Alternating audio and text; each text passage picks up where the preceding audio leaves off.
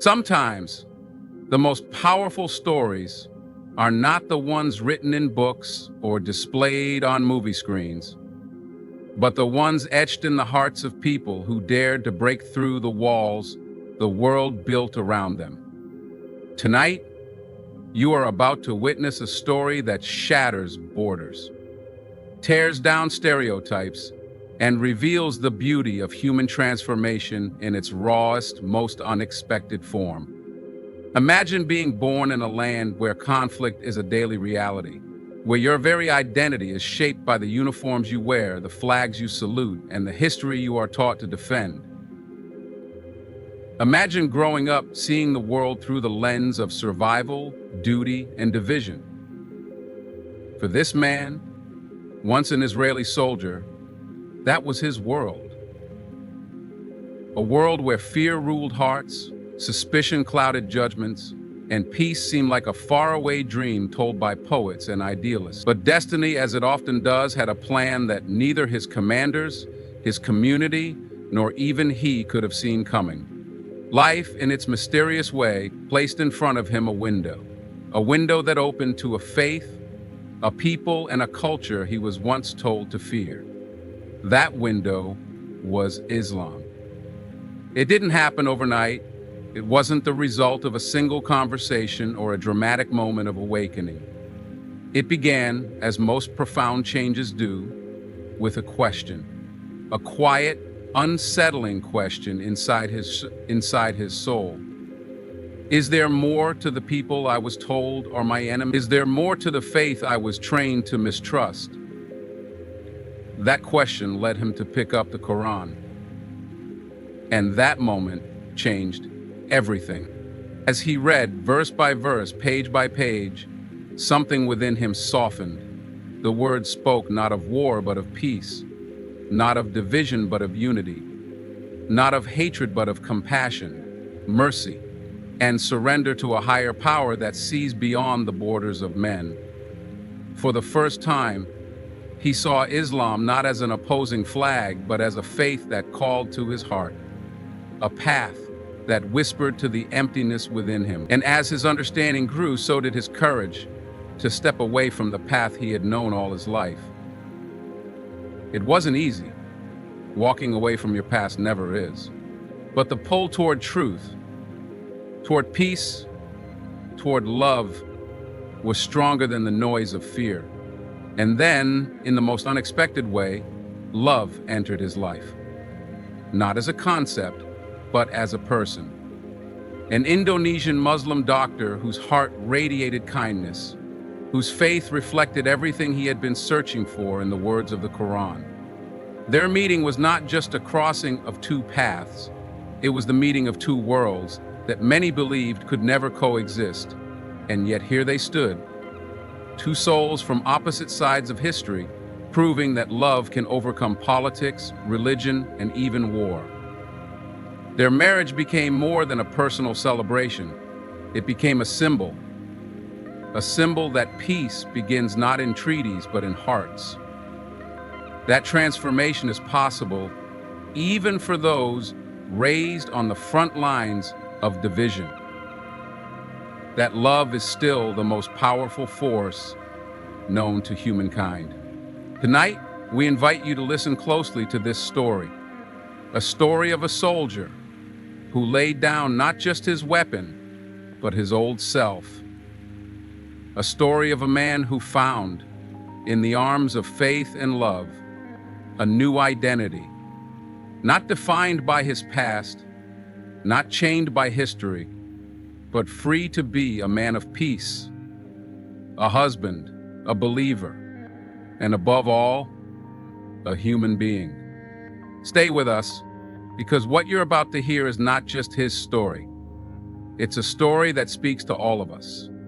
It is a story that dares us to believe that no heart is too hardened, no soul is too lost, and no world is too divided to find peace. He was a soldier, an Israeli soldier, raised within a system that drilled into him a deep sense of duty, pride, and loyalty to his homeland.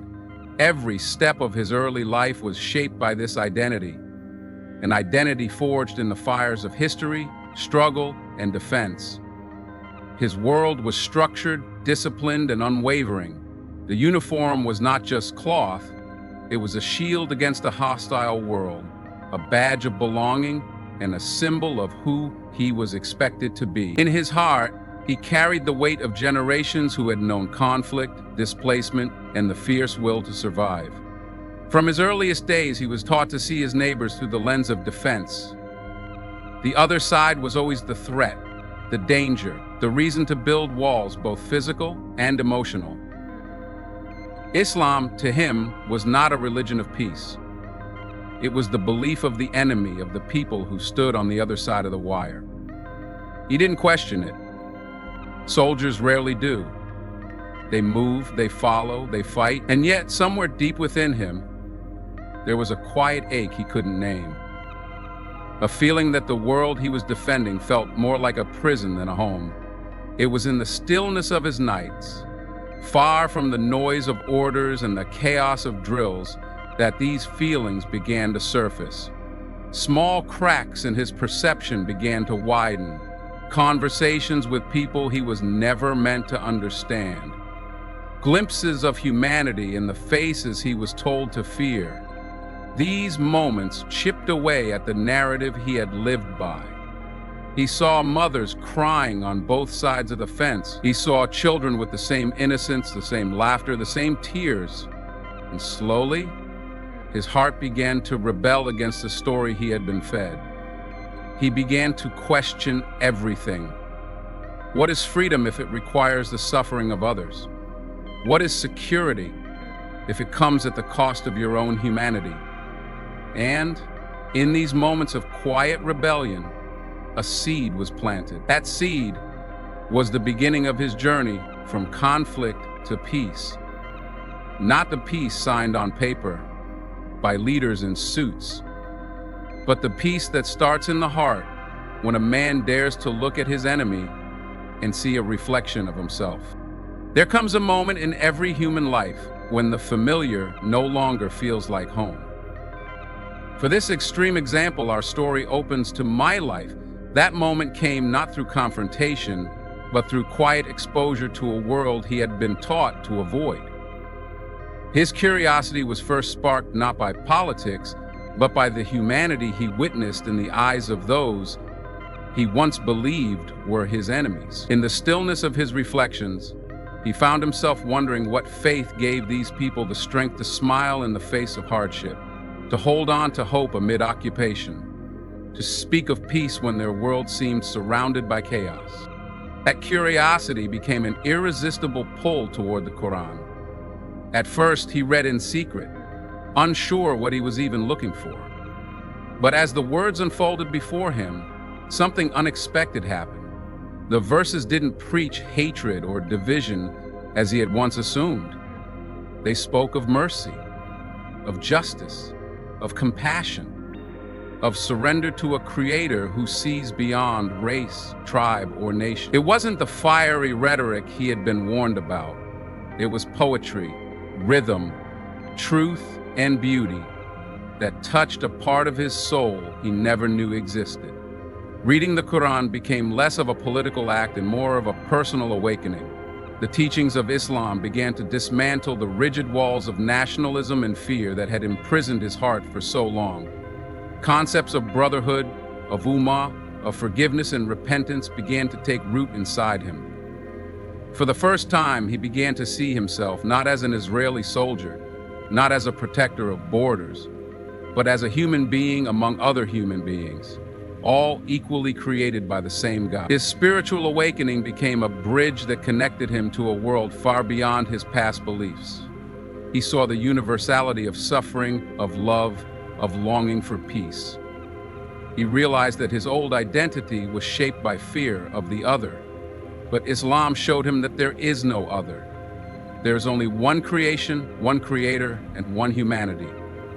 His journey toward Islam was not about converting to a new religion for the sake of rebellion. It was about finally finding answers to questions that had haunted him all his life. It was about embracing a faith that did not ask him to hate, but to love even those who had once been labeled his enemy. As his heart opened to Islam, something else unexpected entered his life. Love. Love that came not from within the confines of his former world, but from the very world he had once been taught to fear. It was during his travels of self-discovery that he met her, an Indonesian Muslim doctor whose kindness radiated beyond the surface of her profession. She was not just a healer of bodies, but of hearts. Their meeting was not scripted or planned. It was one of those moments life offers when least expected, when two souls from distant, almost opposing worlds find a common language in compassion and sincerity. She did not judge him for his past, nor did she see him as the enemy his uniform once represented. She saw the man before her, a man lost, searching, broken perhaps, but sincere in his quest for truth. He in turn saw in her not just a woman, but a reflection of the faith that had awakened his heart. In her prayers, her patience, her humility, he witnessed Islam in action, not in words alone, but in daily practice. Their conversations spanned beyond borders, beyond politics, beyond the histories that separated their nations. They spoke of hope, of healing, of what it means to be human. Their connection deepened, not through romantic gestures, but through shared values, shared visions of a life rooted in peace and purpose. To the world outside, their love may have seemed impossible. A former Israeli soldier and an Indonesian Muslim doctor, to many it would have been unthinkable. But love does not adhere to the limitations drawn by men. Love finds its way where walls and fences fail. Their bond became a bridge between two cultures often seen at odds, a testimony to what can happen when hearts open beyond the narratives imposed by politics and history. Marriage became not just a union of two people, but a symbol of unity between worlds. It was not an easy road. There were challenges, resistance from those who could not understand their journey. But their love was not built on fleeting emotions. It was built on shared faith, on shared courage to defy expectations, on shared dreams of a life that transcends the labels of nationality, religion, or past allegiances. Together they became a living example that love, when guided by sincerity and faith, can cross oceans, borders, and histories of division. As their lives intertwined, their story naturally became a challenge to the stereotypes and assumptions the world so often clings to. He was supposed to be the symbol of an unbending soldier from Israel, raised in a world of rigid military discipline, political loyalty, and a hardened stance against anything seen as a threat to his nation. She, on the other hand, was supposed to be the face of a Muslim woman from a country whose people had often been painted by the outside world through the lens of exoticism or misunderstanding. Yet here they were, standing hand in hand, dismantling those narratives by simply being who they truly were. Two human beings, guided by compassion, empathy, and faith. Their relationship exposed how powerful personal stories can be in breaking down the walls of prejudice. Wherever they went, they encountered reactions ranging from shock to admiration, from resistance to curiosity. Many people had never imagined that an Israeli could find peace and love within Islam, nor that a Muslim woman from Indonesia would open her heart to someone with his past. But their existence together was proof that the world's harshest divisions could be softened when people are brave enough to step beyond labels and see each other through the lens of humanity. They shared their story not to seek attention, but because they understood the responsibility that came with it. They knew that every conversation they had, every room they entered as a couple, would carry the weight of challenging outdated beliefs. And they embraced that responsibility with humility and grace, knowing that every soul they touched with their story might begin to question their own prejudices, might dare to see the human being beyond the headlines, beyond the uniforms, beyond the assumptions. Their life together became a bridge not only between Israel and Indonesia, but between Muslims and non-Muslims, between those who still clung to fear and those ready to embrace hope. They lived as proof that personal transformation is possible, that no heart is too hardened to soften, that no wall is too tall to climb if you are willing to see beyond what you were taught. They were not activists or politicians. They were simply a husband and wife living their truth, allowing their love and their journey of faith to speak louder than any speech or debate ever could. In their union, the world saw a message more powerful than any treaty, a message of possibility. As his journey into Islam deepened, he began to see the world through a lens he had never experienced before. For years, his identity had been built on the foundation of nationality, duty, and the pride of belonging to a particular people.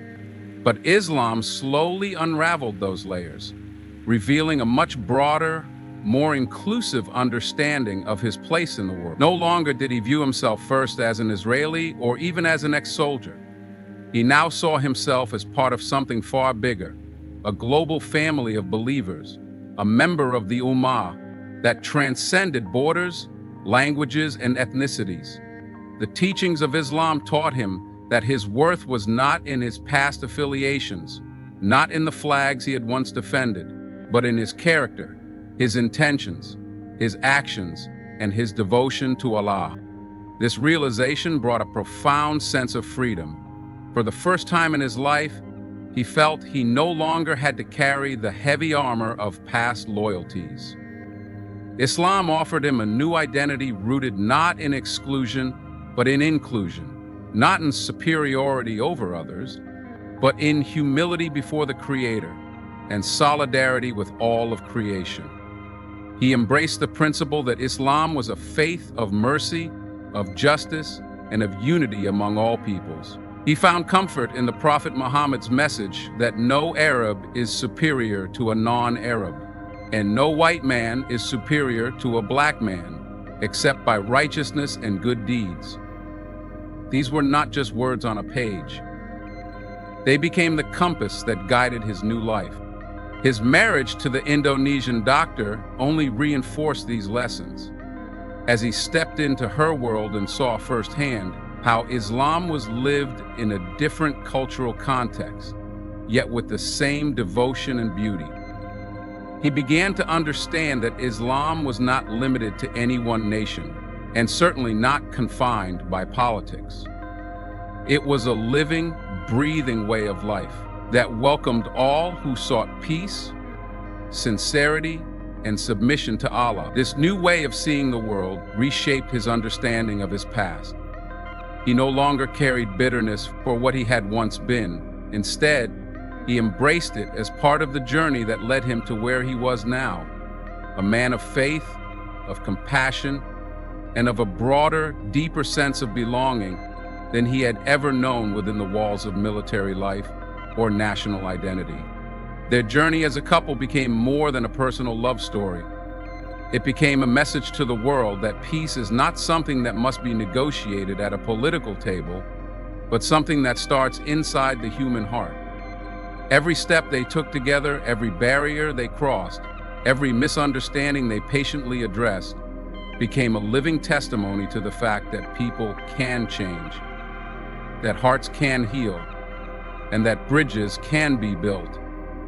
Even over the deepest of divides, they understood that their story carried the potential to inspire not just those who lived in the shadow of conflict, but anyone who had ever been trapped in cycles of fear, hate, or misunderstanding. Through their shared journey, they became advocates for a kind of peace that goes beyond the absence of war. It was a peace born of understanding, of empathy, of recognizing the shared humanity in the very people they were once taught to see as the other. Their lives became a soft but powerful protest against the stereotypes that seek to keep people divided. By simply being themselves, by loving each other, by embracing a life of faith and humility, they became beacons of what the world could look like if people dared to let go of prejudice and open themselves to the truth of one another's experiences. They started to share their journey in small ways, through conversations, through personal storytelling, through communities they engaged with both online and in person. They knew they could not change the world overnight, but they also knew that even changing one heart was a victory.